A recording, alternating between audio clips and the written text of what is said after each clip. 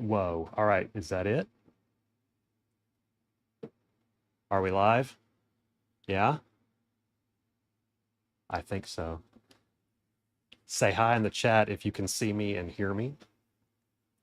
So this is wild, and I'm never going to get used to this because I can just hit a couple of buttons and I can just broadcast out into the world for anybody to come and watch me talk about a art thing and paint a thing. That's just it's really wild and crazy to me that I can even do something like this.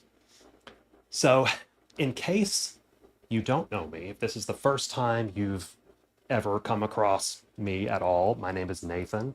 I paint and draw things. I've been doing it for professionally for about 25 years, but really just all my life. And you may have seen me from Design Cuts live streams, my friends over at Design Cuts.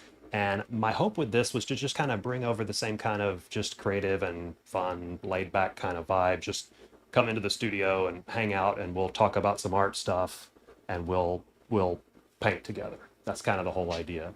So I am here with my lovely wife, Jamie. Hello. She is going to kind of keep track of the chat for me.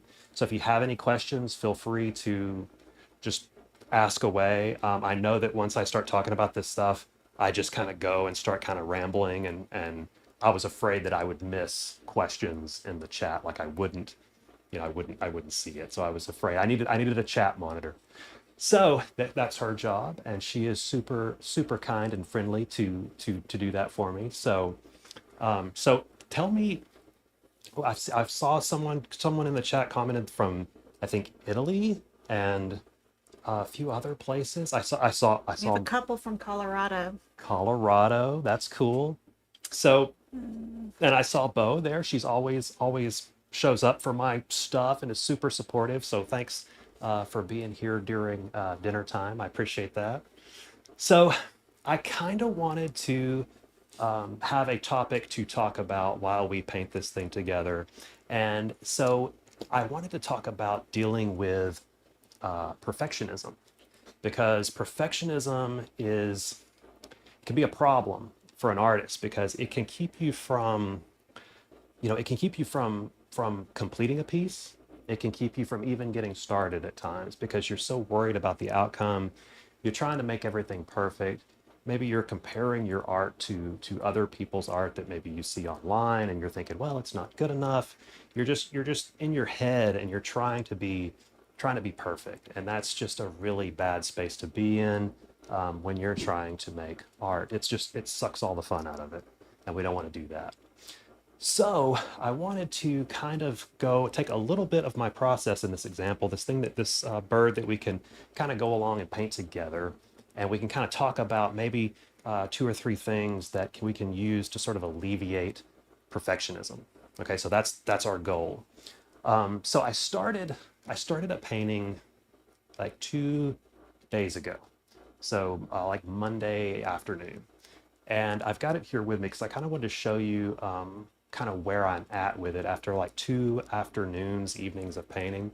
And I realized that part of my process, most of the time, is to sort of create a base layer of chaos or imperfections.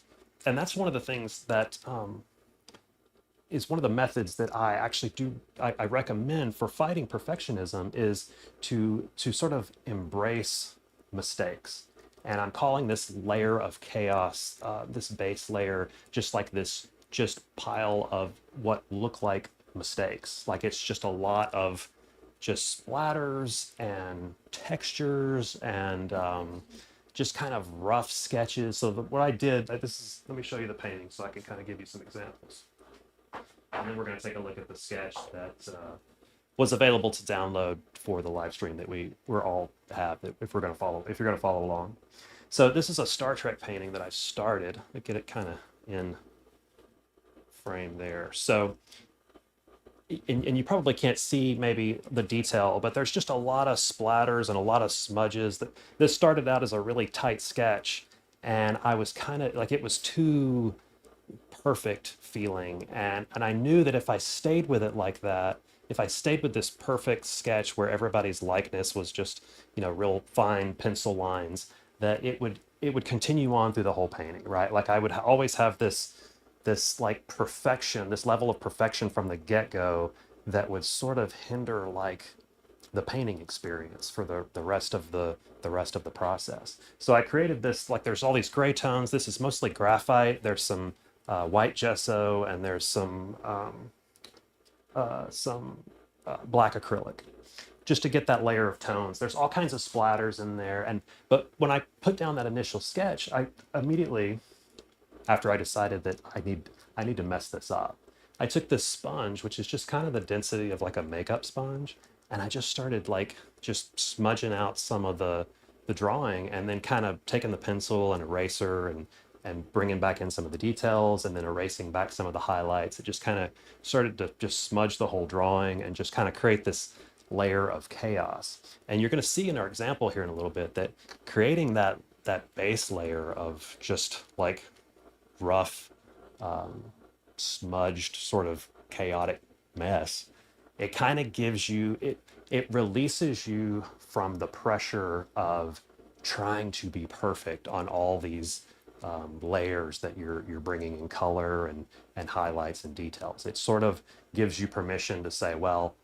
this doesn't have to be perfect, because we're starting with these sort of that base layer of what I'm calling chaos. Sort of mistakes, sort of like intentional mistakes, happy mistakes, right? So I've got this sketch here, and actually let me show you real quick. This is the original sketch. Just want you to see the size of it and stuff.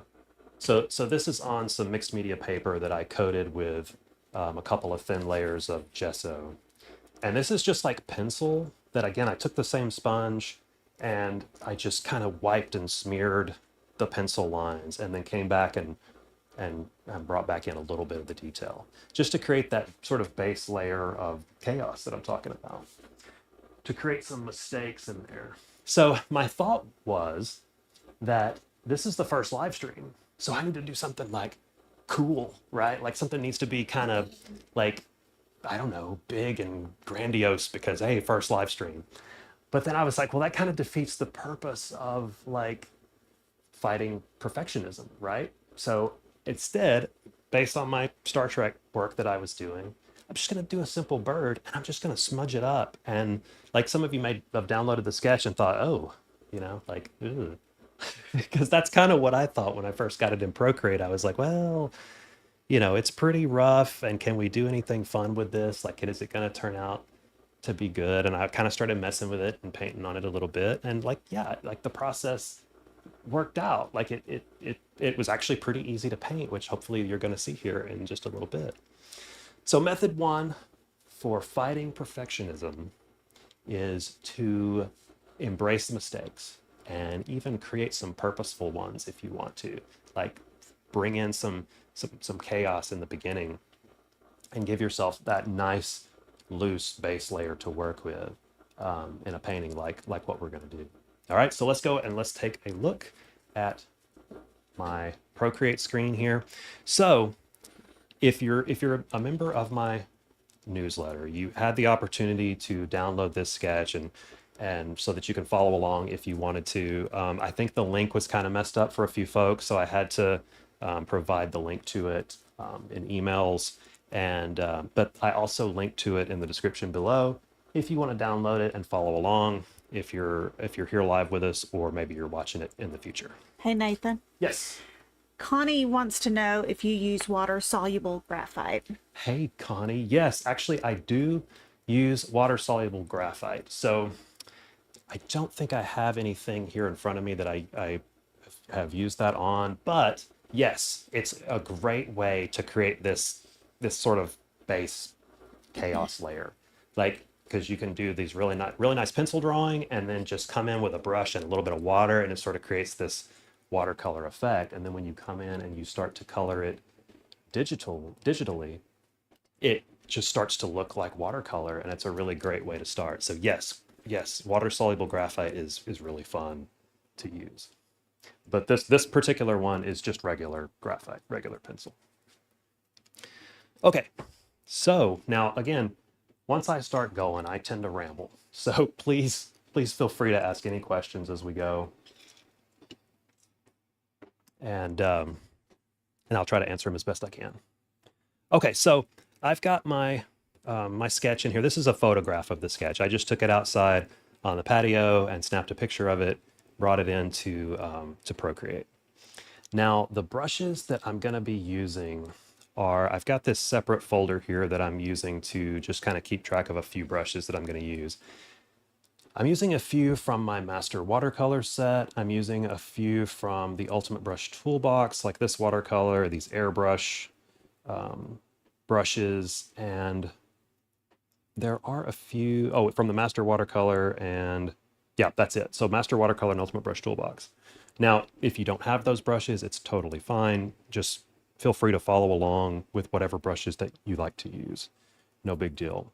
I've also got this sketch pencil, and this is from a kit that I'm working on that I'm probably going to release as a free sketch kit. If you're a member of the newsletter, that I'm just going to give those away for free. It's just kind of a nice soft sketch pencil that works really good for like a 4B or 6B pencil or a colored pencil.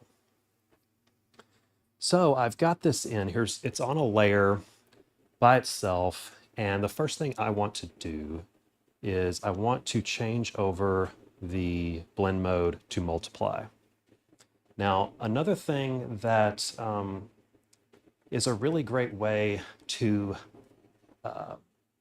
fight perfectionism is to focus on your own process and don't worry so much about the final product, because I think we tend to kind of worry about how it's going to look before we even get rolling. And you want to avoid that. Just focus on your process and the things that you normally do. So you might say, well, I don't have a defined process.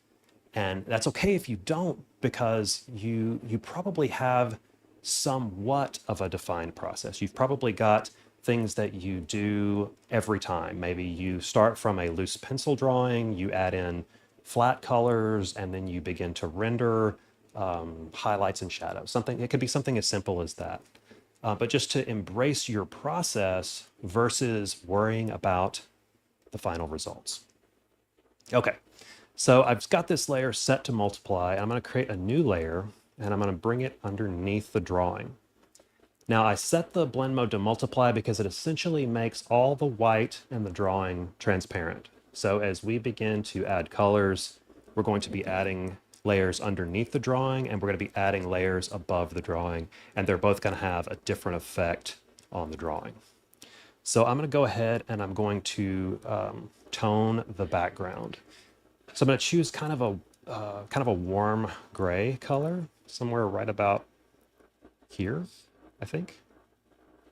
Now, if we just stop and take a look at this, now, at this point, this is 100% part of my usual process, which is to take a pencil drawing, an actual, real, traditional pencil drawing that I've brought in, and I tone the background. Because the reason I do this is because this takes us a long way there. Like, we're already really far into the process at this point, because we've got a middle tone and we've got all of our dark tones already established for us. And now, because of the density of our drawing and all this sort of chaos, wipe and smears and smudges, it gives us those darks. So really all we have to do at this point is bring in our colors and draw out the highlights. So it's giving us a good starting point. Okay. So the first thing I'm going to do is, we've got this layer that is below our drawing, and this is an eastern bluebird. So his primary colors are blue and orange. So I'm going to grab a blue, and I'm going to go kind of like a middle tone, sort of aqua blue here. And I'm going to get this brush. Let's get this watercolor textured round. This is from the Ultimate Brush Toolbox watercolor set. All right. So now we can just start bringing in some of these colors, some of this blue. And this brush is somewhat transparent. Like it's more transparent than opaque. And it's got a nice watercolor sort of texture to it. Which most of that's going to be hidden behind our pencil lines. Smudges and smears. I'm actually going to go ahead and just make this brush bigger. And I'm just going to go ahead and take down the opacity just a little bit. I'm going to kind of just go outside the lines and just kind of bring some blues all over the place. So for the smudge tool, I've got this loaded with paint brush, and the size is pretty large. And I'm just going to kind of soften some of these edges on the outside here. And also, this doesn't have to be perfect. Like as you can see that I'm not being like super precise with it. So again, fighting perfectionism, I'm just being kind of loose with my colors and just kind of letting them flow all over the place, which is what we want. So let's go ahead and get some of the orange in too as our base layer. Let me get this orange right here. And I think maybe make it a little bit more red, something right about there. And so his chest here is going to be more orange. And again, being really pretty loose, like just kind of letting colors blend together. I'm not being super worried at this stage about coloring outside the lines, painting outside the lines. I'm going to smear some of that in or blur some of that in together. And you might be thinking, oh, wow, this is not getting any better. But it's going to, I promise. Got to trust the process. Trust the process. All right, so now let's get like a variation in the blue. So let's get like let's get something similar as the blue that we had before, but let's make it a little bit more green, like a little bit more aqua kind of blue. Maybe right there. And I'm just going to kind of bring some of that into the wings there, a little bit outside, just to make some variation in our blue color.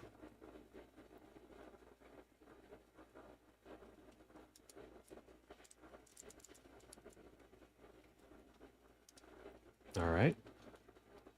Something kind of like that. So now I'm kind of envisioning the light source to be sort of coming from the top right here, so up here like this. So maybe the top of his head, the top of his beak, maybe some of the leaves are catching light more so than like down here would, right?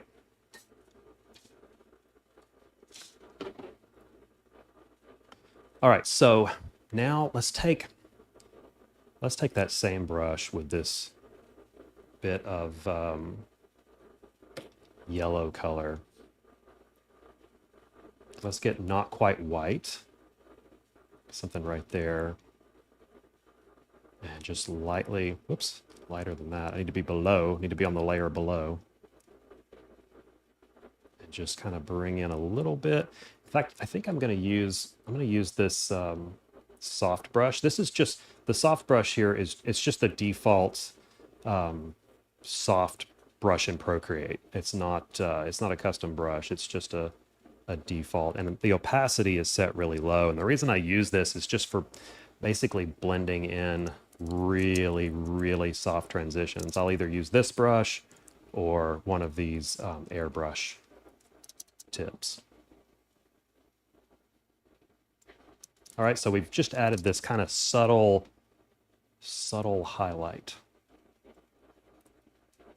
Top of his head there. Okay.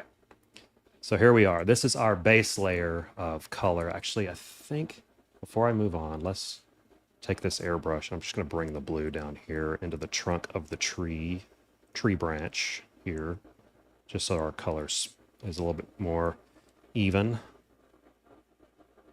Okay. So now let's go ahead and let's try to tone some of our pencil lines from the drawing here. And the reason I like to do that is to kind of like sort of blend my line drawing into the painting so that the line drawing looks like it's part of the painting. Because if we leave them all black, it tends to kind of stand out. It looks a little bit more separate from the paint. So let's see if we can adjust that and make it blend a little better. All right, so I've selected the pencil drawing layer. Let's go over to color balance. And we want to make sure that shadows is selected. And let's push a little bit towards blue there.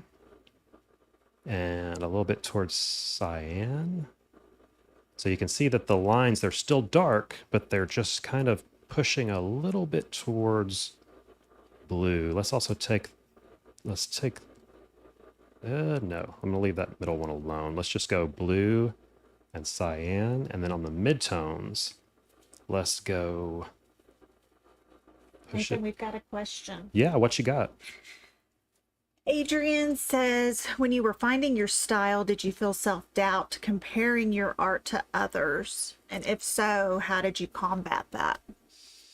Okay, so say that one more time. So she said, when you were finding your style, Yes. did you feel self-doubt about comparing your artwork to others? Okay. Self-doubt in comparing my artwork to others. So not really, because here's why. Because I would just take things that I liked from other artists that I admired. I never felt like, ooh, my work is not as good as theirs. Like if I found an artist that I liked, and a lot of the artists that I admire and really love are artists from like the 70s and 80s that did like pop culture type stuff, book covers and movie posters and things like that. And I would always just pick out what I like. This one little thing. Maybe it's this guy does this one little thing, and this person does this one little thing, and I would just kind of try and how can I take that little bit of knowledge or a little bit of technique and kind of like apply it in my own way. And that's kind of how I developed my style. It wasn't like I was, I never looked at other people's art and felt inadequate or less than in any way. So I would always just, I approached every other artist like, what do they have to teach? Whether they were teaching or not, it was just like, what can I learn? I'm always in this learning sort of mindset. And I really still am, like just all the time. Like anytime I see something that I like, I just kind of try to absorb it and just say, oh, wow, like what was this artist thinking whenever they did this or did that? So my style is really just a culmination of just a whole bunch of things that I like from a whole bunch of different artists that I have admired, some of them for, decades. So, and that's, I never consciously worried about style. I was always concerned about learning, and trying to take in all of the things that I liked and tried to understand what other artists were thinking while they were working. So hope that kind of answers that question. All right. So we were coloring our lines here. I'm on midtones. We're in the color balance adjustment. I'm going to push maybe this a little towards red because I wanted to try and bring out the blue and orange aspect of the colors that we're using here. So I think I'm going to leave it right there because we still have the darks in our lines, but now we have a little bit more color to play with. We've got a little bit of blue in our line work. We've got a little bit of sort of a reddish kind of orange. So let's just go with that and see where that takes us. Okay, so now on this layer above our drawing, let's try to address some of the highlight details. And I'm going to just choose one color for this because we're actually going to tint the highlights on the next layer. So I'm just going to choose a color to represent my overall highlights. And I think I'm going to get that kind of yellow color. I don't want to go full white on this. So I'm just going to get kind of this really bright, almost white yellow. And let's go to that pencil brush. And let's just bring in some of these. Because remember, we were saying that our light source is coming from up here. So we know that on top of his beak here is going to catch light. And I'm just going really kind of soft and small with these lines at first. And I'll probably shade a little bit more. So this particular pencil, it will do it'll do a real thin line, and then once I turn the pencil on its side, it will do a real soft, almost like an airbrush sort of shade. There's a little bit of texture to it, so it gives a nice variation in the line. All right, so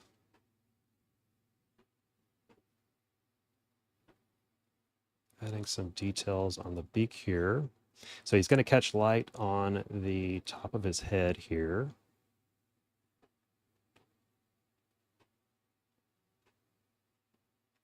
So some of these highlights, we can kind of already see in the pencil drawing. So I'm just sort of accentuating those a bit.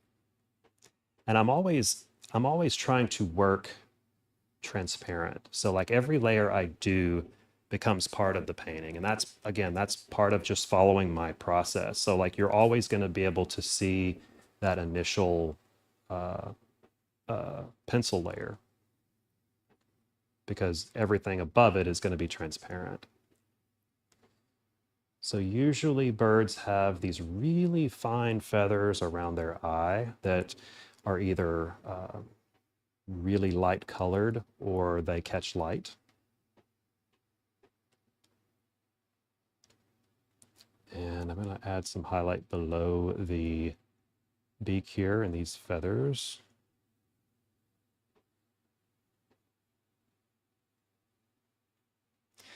So some of this is sort of acting like a rim light, where light is kind of coming around the edge of the bird's head. Hey, Nathan, what brush Yes. are you using? So this is a pencil brush.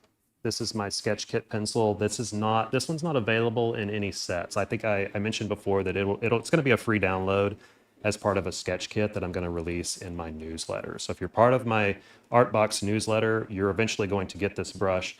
If you have the Ultimate Brush Toolbox, there's plenty of pencils in there. Like a good substitute would probably be the 4B or 6B brush.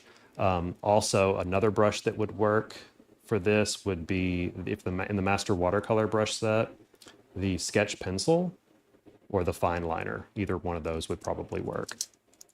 It's just a good pencil. And it's a soft pencil. All right, so just continuing on with these highlights. I'll come around the head here, and I'm going to go ahead and add some like rim light along the back of his head.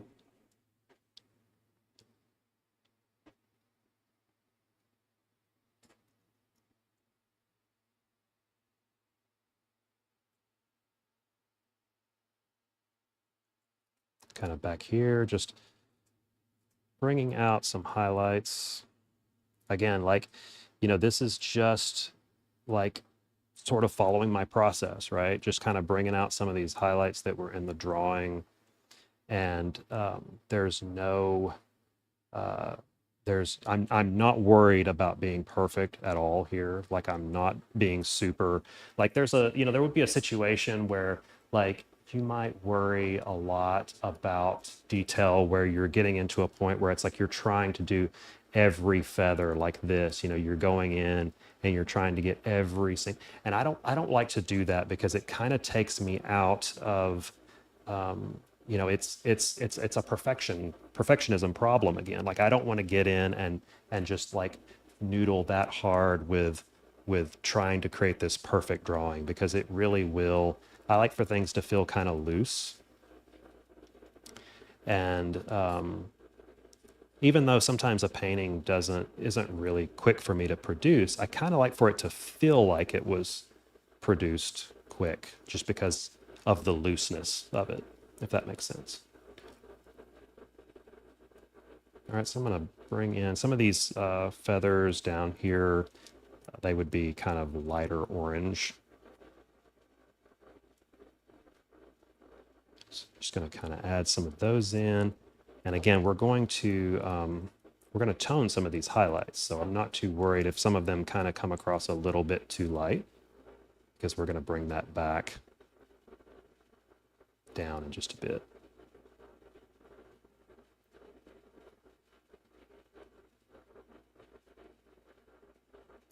So I hope that like this is cool and fun for you guys to come and hang out like this. That was kind of my idea, was be like, oh, come hang out in the studio. Let's paint a thing. You know, be kind of excited to talk about some art. And you know, one thing that I realized here recently too, because I was thinking about the live stream, because there would have been a time like you know, a few years ago where there's no way I would have done this, because I would have thought that like nobody wants to hear me talk about art stuff and paint a bird, you know, like what? Nobody's interested in that.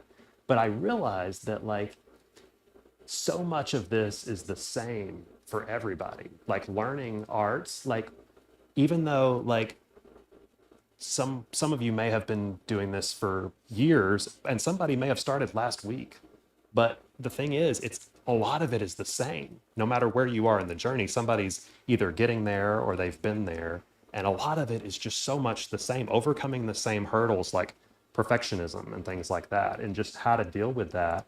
And art can very much be in a bubble.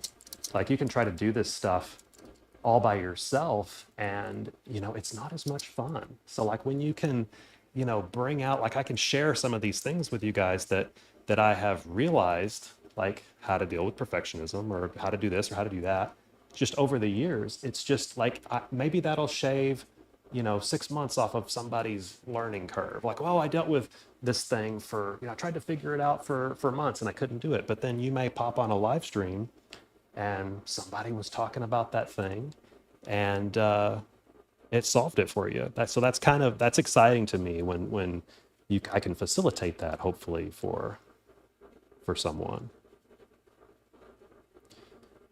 Okay, so now still adding a few highlights here and there, just kind of in the tail, and I'm going to just add a little small highlight on the top of the leg here, and maybe a little bit on the edge of the tree branch there, maybe here. Something like that. Maybe a little bit more on his back here. And that's probably enough highlights. We can always come back if we need to. I feel like this is pretty good. So let's go, you know, before we move on, I want to address the leaves here. So let's go back, let's go underneath the drawing again with a new layer, and let's get kind of a yellow that is not quite as bright as our highlight. And I'll go back to the textured round brush again, and I just want to paint in, whoops, it's too big. Size it down. And just paint in some of these leaves here.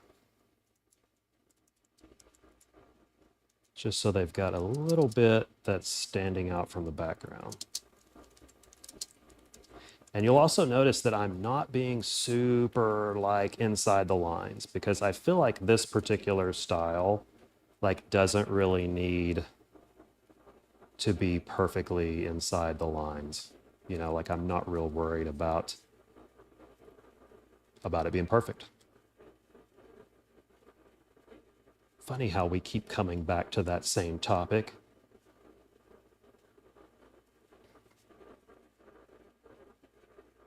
So what have we talked about? We talked about two ways, right? To fight perfectionism, to embrace your mistakes, or to give yourself room to create happy mistakes, or like a base layer of chaos to work from in a painting like this. And the other one was to focus on your process over the end result.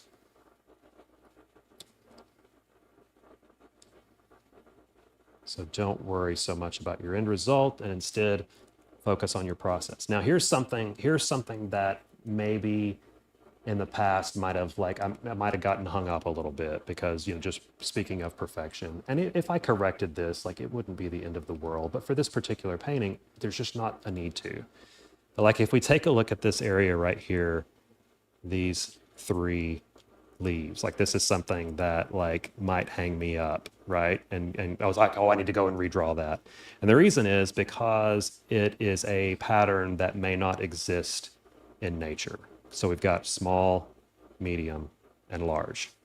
Now that is a noticeable pattern in this drawing that our eyes might be drawn to because it is a pattern, and that kind of thing usually doesn't happen in nature. And this is a nature drawing or nature painting.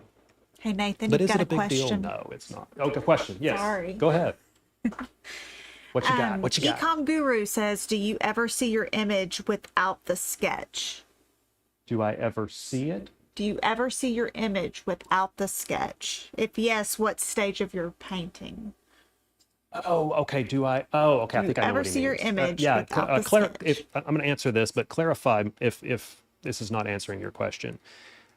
I think that he means that do I ever like turn the sketch off and let the painting be the painting without the sketch? Now sometimes, like, well, most of the time, no, because like I mentioned before, I'm always painting transparent. So like right now, if I were to turn this off, there's almost nothing there.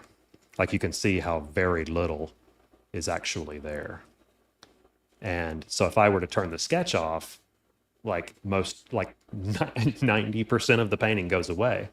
So I have painted before with watercolor, where I will build up enough values to remove the sketch, to turn the sketch layer off. And usually when I do that, I will start off with a very loose sketch that is just really giving me like a roadmap, or like just a general, like, this is kind of where I want this eye to be. So there's a very loose sketch, and it doesn't have to be like, it's not, the sketch is not intended to be part of the painting. So then at that point, but I'll have to render enough values to where the painting can stand alone without the sketch.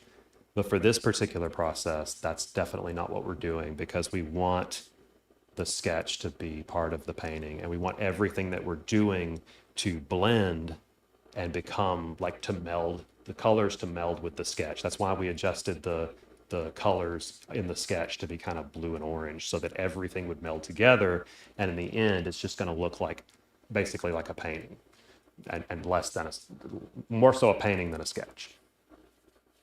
All right, so now we've got our leaves in there.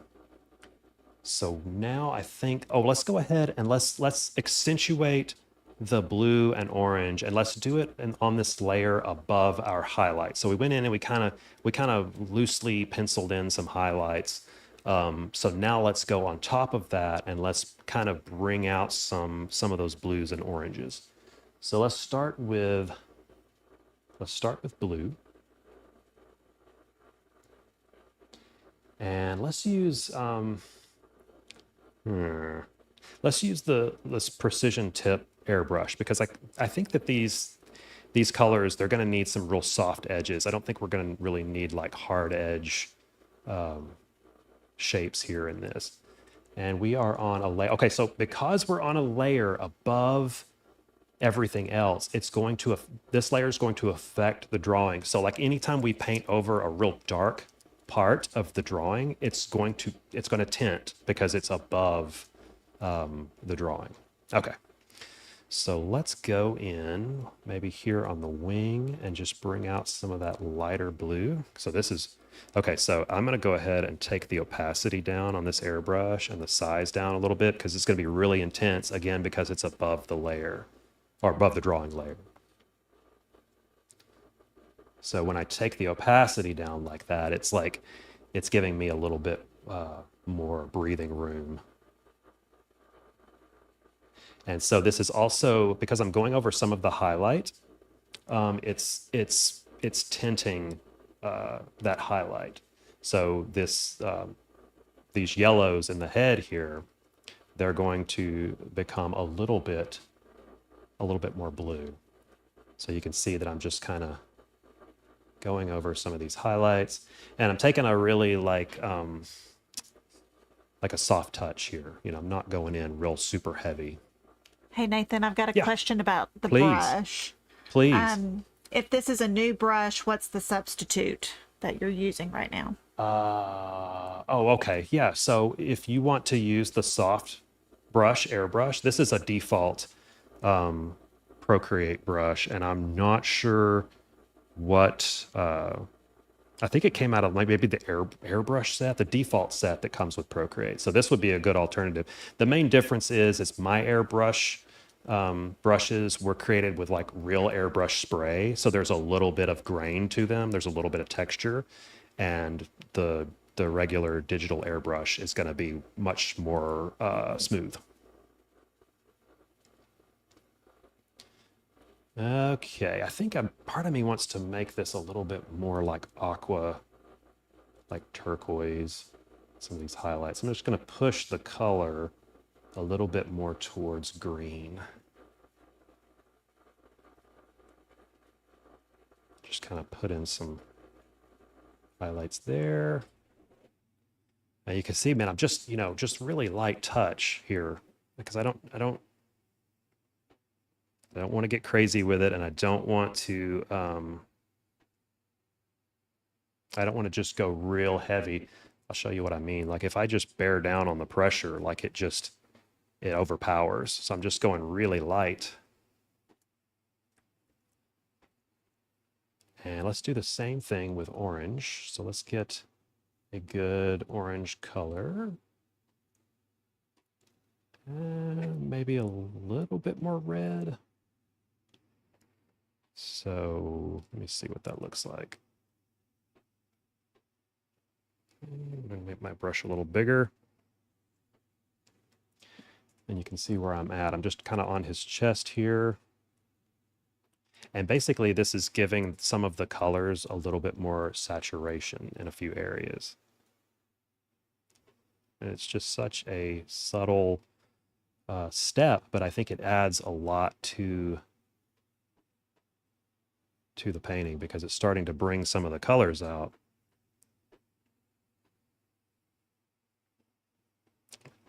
And it's kind of removing some of the blackness of the lines, sort of blending everything together a little bit. That's kind of what an airbrush does in like traditional painting. Like an airbrush, you start to airbrush, you're going to get really soft edges and all these blends, and colors begin to kind of meld together. Okay, so now I think it's looking pretty cool. I really liked the idea of the highlight coming in from the top, this area here. We talked about the highlight, and we kind of did this yellow area where the highlight was coming in from this direction. And I'd like to accentuate that, I think, a little bit. And the way I'm going to do it is like maybe a flat, because I had a flat brush in here before. Let's get something close to our highlight color, which was probably right in here. This really light yellow. Don't go all the way white. Just keep it real light yellow. And this is a flat brush that comes with a master watercolor set right here. And if you want a substitute, it's just maybe any kind of flat brush. And when I say flat, it's gonna be like this produces like a stroke that's like a square. So it's not like it doesn't come to a point. So you've got like this really flat edge stroke. And I think I want my color actually to be a little bit lighter. Okay, so we're on a layer above everything else, and I'm just going to start to just kind of real lightly just creating some light rays. Hey, Nathan, you've got a Yeah. question. Yeah, what's the question? Rob's missed the beginning. So Oh. is this one of the pre-made canvases on your Ultimate Canvas pack? Oh no! Hey, Robs, how you doing? So, thanks for coming. And this is not a pre-made canvas. This is just the scan, or not scan, but the photograph of the drawing. So any of the textures that you're seeing are just from the actual paper. So we just took. This is our sketch right here, and it's available to download in the description if you want to download it and you want to follow along. And this live stream is also going to be available as a replay, so you can start over from the beginning at any point in time that you want to. But there's no actual canvas texture being used for this one. All right. Okay, so we've got a little bit of a light ray now. I think I'm going to take the eraser brush, though, with the same brush and just kind of, whoops. Need to be back on my light ray layer and just kind of erase some of that over his eye. Now, if we wanted to, we could also come in with a layer here. Like if we wanted to bring out the darks, in this case, I don't necessarily think we need to do this, but I want you to be aware of it, because it is an option that I will sometimes do. So it looks like we've got a lot of blacks going on in our darks, but there's really not. It's not quite black. So like if we wanted to bring out some of the detail, we could come in with a black brush and just sort of bring in or bring back some of the details in some of these areas if we really wanted to get like really sharp blacks and details like that. I don't think that this one necessarily needs it. In fact, we're going to blow out the blacks here in just a little bit. I'm going to show you a cool trick that I've been doing lately that I think adds a neat effect. Hey, Nathan. Yes. What flat brush are you using right now? Okay, so it is the, where was it? Oh, Master Watercolor Standard Flat Full. So this is in the Master Watercolor brush set. And if you scroll down to the flat brushes section, it's this one right here. And the reason that I've got it all in a separate folder is because I sort of manage my brushes like that. If you have any of my brush sets, you know that they come with a lot of brushes. And the way that I recommend to sort of sort them is to grab some brushes that you like of different brush types. Like this is a flat, right above it is a couple of rounds. I've got a couple of detailers, and then I've got my nice soft air brushes that I've been using. And I'll use these brushes for maybe several paintings, and then every now and then I swap them out. Maybe I'll get a different textured brush. Maybe I'll get a different flat brush. And that's just kind of how I manage my brushes, so that it doesn't take me out of the process of painting, even though I'm very familiar with all of my brush sets, but sometimes too many choices can like kind of take you out of the process. So I have that's a couple how of I manage. questions for you, Nate. Yeah, go ahead. Okay. Right now somebody wants to know what brush is used for the rays. Oh, that's the flat brush. Flat brush. So it's this standard flat, and I'll show you how it was done. So this is the layer it was on.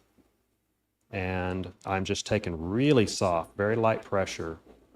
And we need to select that yellow again. Really light pressure and just sort of dragging it off.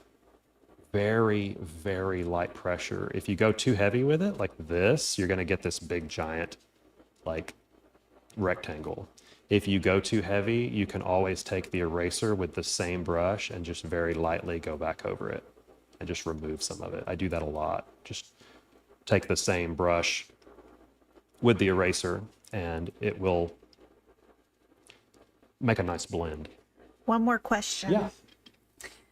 Melissa had to go back in time mid-video, but how do you decide which layers to put above the sketch versus under the sketch? Oh, that is a really good question.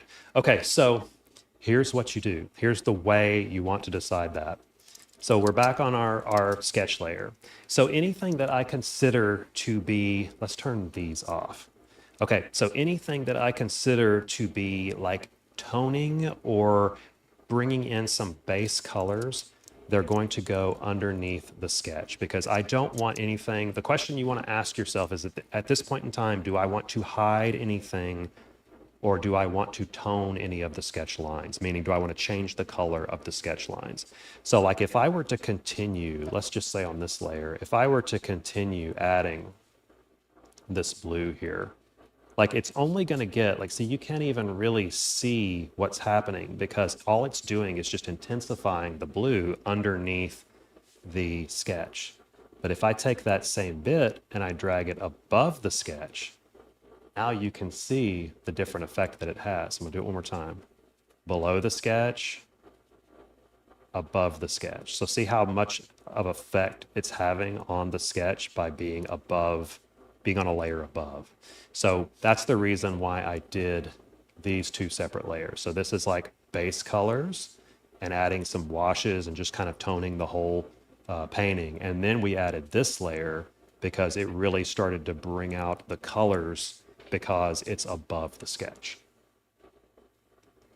So I hope that helps to answer that question. All right, so now let's add a little bit, let's add a couple washes before we kind of do some final like color adjustments on this. Let's add a few more washes and maybe a few more splatters. And I'm gonna do that on a layer, let's do it on a layer below the sketch because I kind of want these washes to blend with our base colors and not be on top of our sketch. All right, so let's get our orange color, which was kind of somewhere right here. And I'm gonna go over to, let's look at I'm gonna look at the wash set that comes with the master watercolor brush set. And let's get something with runs, some paint runs. I think this painting could use a couple of paint runs. Let's try this first one. So when I apply these, like I'm just giving it like a tap, like right here. And then I will move it around and position it, where I want it. I think that's a lot easier than trying to get it perfect exactly where you want it. I do like the drips. And I also like how it's sort of toned, gave more of a warm orange color to this background right here. But I want the drips to be a little bit more prominent. So in order to do that, I'm just going to duplicate this layer and then merge those. So now we can see the drips a little bit better. And I think I'm going to drag it down just a little bit to make sure my drips are getting kind of close to the edge. I'm going to shrink it a little bit. Maybe do something like that. Hey, Nathan. Yeah. Are those paint runs in the master watercolor set? Yes, those are in the master watercolor set. They are part of the washes set. So in the master watercolor, there are brushes, washes, and splatters. So that's in the washes. If you scroll all the way to the bottom, the last set is called paint runs. And I'm actually going to get one more while we're in here. So in the light washes section, let's try this one. And I'm gonna create a separate layer because I might move it around. And I'm gonna do that. Place it right there. Shrink it down just a little bit. Okay, see, so this is cool because I shrunk it down and you can see like it just kind of added this little bit of a glow around his tail feathers there. And I'll turn it on and off so you can kind of like see how like that just little bit of a wash sort of added that orangey glow, which I didn't do on purpose, but I think So that's just kind of like a happy accident mistake. I'm just going to embrace it and let it be part of the painting, which is on theme for our discussion. All right. I'm going to go ahead and I'll merge those two together because I think I like the placement on those. So let's add a couple of splatters too. Let's go with, I'm just going to sample this highlight color. Hey, Nathan. Yes. Which one is the light wash? Sheila is asking. Yeah. So the light wash, I'm using number 9. So if you go in the master watercolor set, if you go to washes and scroll all the way down, just above the paint runs is the light wash section, and it's the very last one. It's light wash number 9. But I encourage you to try any one of these because just the whole idea of experimenting with these, you might get a totally different result just for fun if you want to. All right, so now, where were we? Oh, okay, on a new layer, let's get a really light yellow, kind of our highlight color. And I'm going to add some splatters. This time I'm going to use the master watercolor brush set in the splatters section or splatter set. Let's try underneath wet splatters. Let's try number 5. I'm going to try number 5, but again, feel free to use any one that you'd like to try. All right, so I'm going to place that there. So these are called wet splatters because they were created with paint that was a little bit more water than paint. So the splatters themselves are sort of transparent. Okay, so here is one thing that I would look for in a splatter like this. I like how these splatters are sort of accentuating the curve of the leaves. And that looks like, again, like maybe it was on purpose, but it wasn't. Like that just kind of happened to be. It's something that I noticed again, kind of like the tail over here. It just kind of added a nice little effect. All right, let's do one more on his left side just to kind of balance it out. Hey, Nathan. Yes. Yolanda is asking how you choose the color for the background. Is it always the same color as the main subject? That's a really good question. Okay, so let's throw this splatter down real quick, and then let's go take a look at the background color. Let's try, let's see about heavy splatter number 4. It's actually that's pretty good. But I want to add, actually, I think that will work just fine. That feels pretty balanced. So she was asking about the background color. So why did I choose this sort of warm gray color? So basically what helps me decide that is, do I want the background to be like, do I want it to be warm or do I want it to be cool? I'm always starting with a neutral. When I say neutral, I mean something right in here in this sort of gray, middle gray range. So as you can see, it can be kind of cool, and you can see how it changes the painting. Like I think that's perfectly fine. Like I think that looks great. Like the cool background works just the same as the warm background.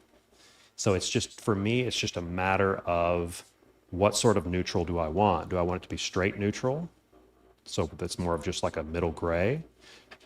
Do I want it to be kind of cool? So there's just kind of a middle grayish blue. Or do I want it to be warm, which is just more of a orangish sort of middle tone. And a lot of times what happens is that once we make some final color adjustments in the end, sometimes the background color will change with those adjustments. And because it's neutral, it will seamlessly blend all the time, basically, because you just saw how I changed it to cool and it still worked, right? It still works. Even just straight up gray works, whether it's light or a little bit dark. Like it always works, no matter what. The neutral always works. Now, if I wanted it to be white in the end, we could change it to white, but then it kind of throws off all of our highlights, it changes the balance a little bit. So I like to go with these neutrals just because it's easy. And anytime we can make something more easy, the better off we are. So, whoops, where was I with my background color? Yeah, anytime we can make something more easy on ourselves, it's a win. So like well, just to show you one more time on this, if I were to go with something crazy, like it works still, it's okay, but it's a very different feeling than that neutral sort of warm color. All right, so now where are we in our painting? We've got some splatters. This really, it feels pretty good to me at this point, and I think let's go ahead and make some of those final like color adjustments. Now, the way I like to do that is I like to flatten everything down, but I keep a backup. So the way I do that is with 3 fingers. I'll show you real quick here. With 3 fingers, I'm going to swipe down, and I'm going to choose Copy All. Okay, and then I'm going to 3-finger swipe again, and I'm going to choose Paste. And so what that does is it selects all of the layers and it creates a new layer on top with everything flattened onto one layer. Okay? So now let's do a little bit of a color balance adjustment. Let's take the shadows again and let's push all the shadows a little bit towards blue and a little bit towards cyan. And let's take the midtones and let's push those maybe a little bit towards yellow. Ooh, I don't know about that. Let's keep it blue. Question, Nathan. Yes, what you got? Ecom Guru is wondering what your process is for printing the final image, since you didn't use any watercolor canvas. Okay. Yeah, you bet. And do you export with paper texture? Okay. So that's actually a question that I get quite a bit with the canvas textures that I have. So for this particular one, I would just print this as is. Especially if I'm printing it on watercolor or any kind of textured paper.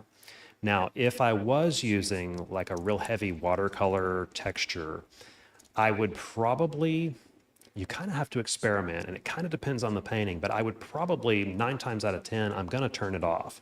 And the reason for that is because those canvases are intended to simulate a traditional surface. So when you print something out, you have that traditional surface created by the actual paper itself. So like if you were using a watercolor paper to do your prints on, you're gonna have the grain of the actual physical watercolor paper. Now, there have been times where I have printed textures before because it sort of comes through in the photograph. Like if I'm photographing a drawing that's done on watercolor paper or maybe a painting that's in progress, there may already be some paper texture in there. And I've found that it really, like, it's not enough to make a huge difference as far as like, it doesn't stand out or make it look undesirable in any way. So really, the short answer is, to turn it off, but you can always experiment and just see. But for this particular one, the texture is very subtle and it's part of the painting, so I would just leave it. Okay. One more question. Yeah. Did you do the skaters on the left as well? Did I do the which part on the left? The skaters? Skaters? I don't know.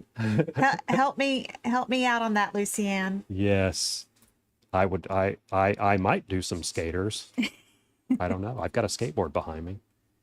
Let's see. Okay, so, one thing that has been kind of bugging me throughout the whole painting process here, and I'll show you guys real quick what I'm talking about, is this area right here.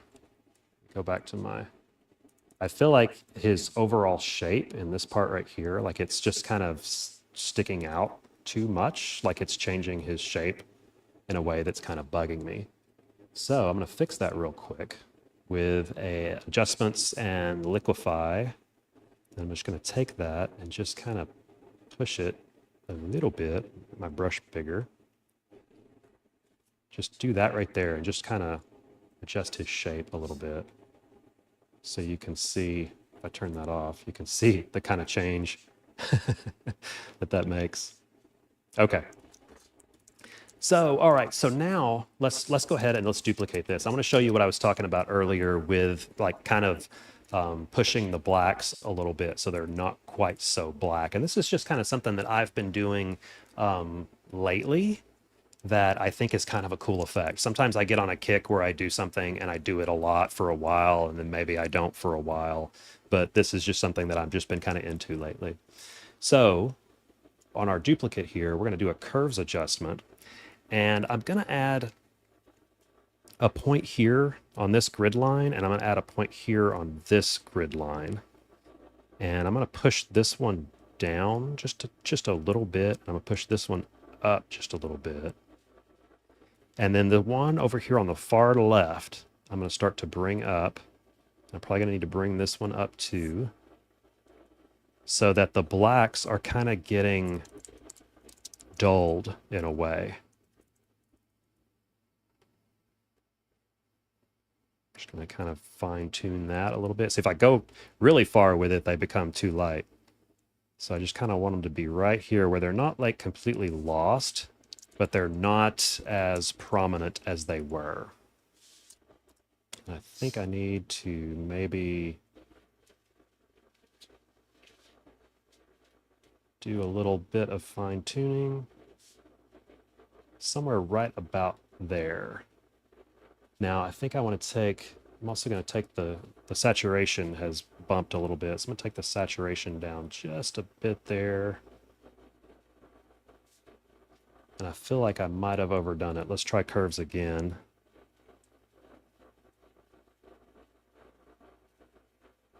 Maybe right there.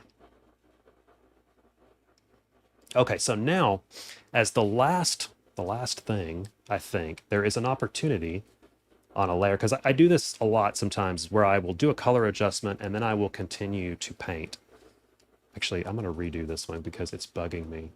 I'm going to do that one more time. See, look what happens with perfectionism. It can strike at any time, right? Let's do the curves adjustment one more time. All right, I'm going to pull this down. I'm going to be a little bit more subtle with it this time. Yeah, okay, yeah, I just went too far. Okay. All right, so now I'm going to take the saturation down a little bit now. Okay. So there's an opportunity, I think, to come back in and bring in some of these highlights. And I'm going to go a little bit lighter with it, like this. So what I did was I sampled the highlight color there, and then I'm going to push it a little bit lighter. And I'm going to get on this layer above everything else. So I do this quite a bit where I will make a color adjustment on a flattened image and then just begin to paint again. And I'm using the Sketch Kit pencil again. And I'm just bringing in or accentuating some of the highlights. Got another question for you, Nate. Yeah. Please. What color space would you suggest to accurately print at home? And what color space for the professional lab printing? Okay. So you are likely, when you're talking about a professional lab, you are probably not doing offset printing. And I think that leads to confusion with, it's like CMYK, because most of the time when you're sending artwork off to be printed, it's going to be a digital print. So there's no need to try and convert it to CMYK because they're not going to do offset printing. That would be like if you were doing like maybe editorial or something where they're going to run like a bazillion magazine copies or something. So for just like, if you're just having professional like Z Clay prints done or something like that, just a good quality JPEG is usually, or a TIFF, something flat, but in a color space that is RGB. So like, and oftentimes they'll tell you like it'll be like the Adobe one, or let's see, let's take a look at what I'm probably using. Let's see here. The color profile is Adobe RGB. Now, if it's just going to be like, if you're not going to, and that's fine for at home, it was a mention of printing at home, Adobe RGB is going to be fine, or this sRGB, that first one, IEC6, that's going to be fine. If it's going to be strictly for the screen and you're not going to print it, the display P3, the colors are a little bit more vibrant. You could experiment, I think, a little bit and try to print that color profile, but that's usually, I usually use that one for screen, the display P3, and Adobe RGB for print. I don't ever worry about CMYK. Okay, so here we are. Oh yes, highlights. Yeah. So just bringing back a few of those because there's opportunity to kind of push. Like we never really went white with our highlights. We always stayed in kind of that realm of really close to white, but not quite white.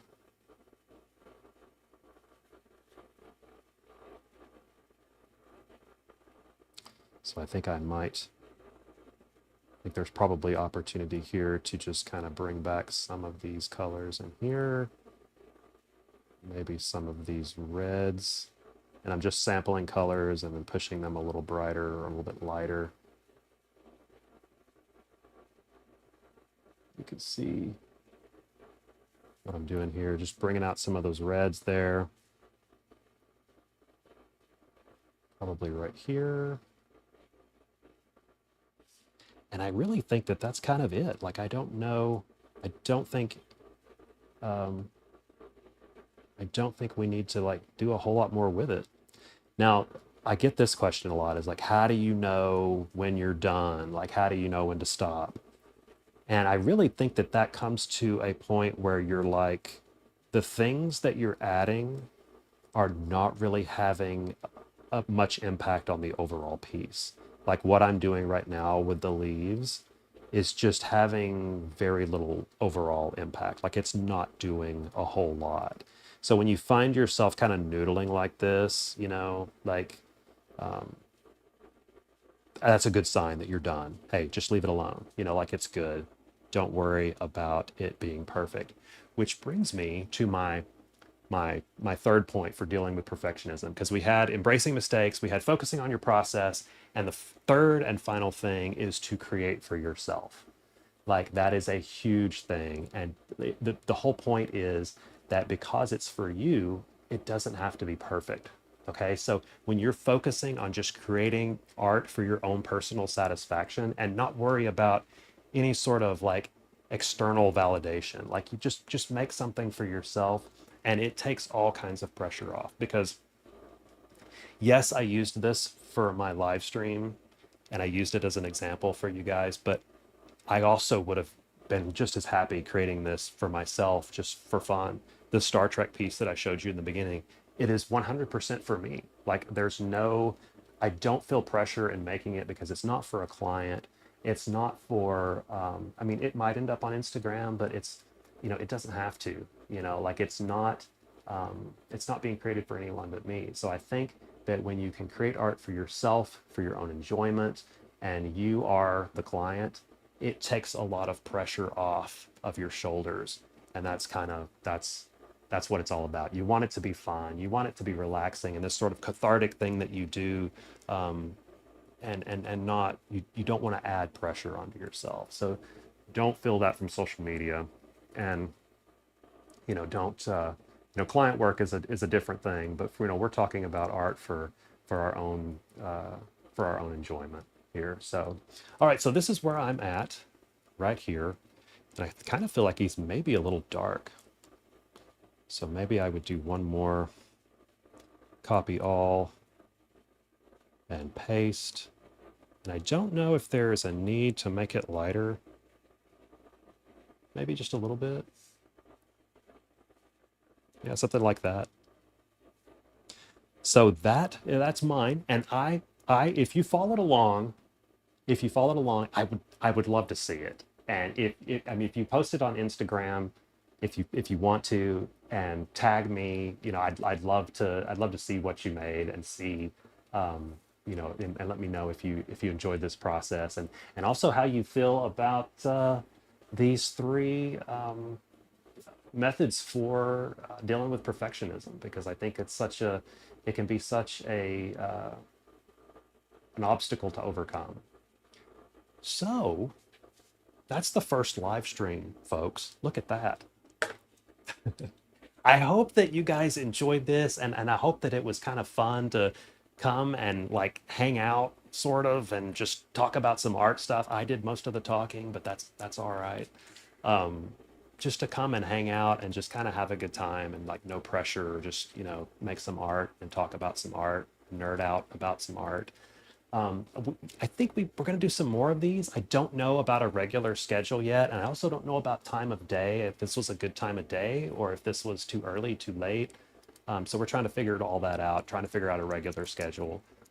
So if you came and you stayed this long, I just really appreciate it from the bottom of my heart. That is just like such a really big deal that you decided to come and follow along. So I really appreciate it. As always, thank you guys so much for all the support that you give me, all the kind words, all the time, just everything. I just really appreciate it, and just for being here and participating.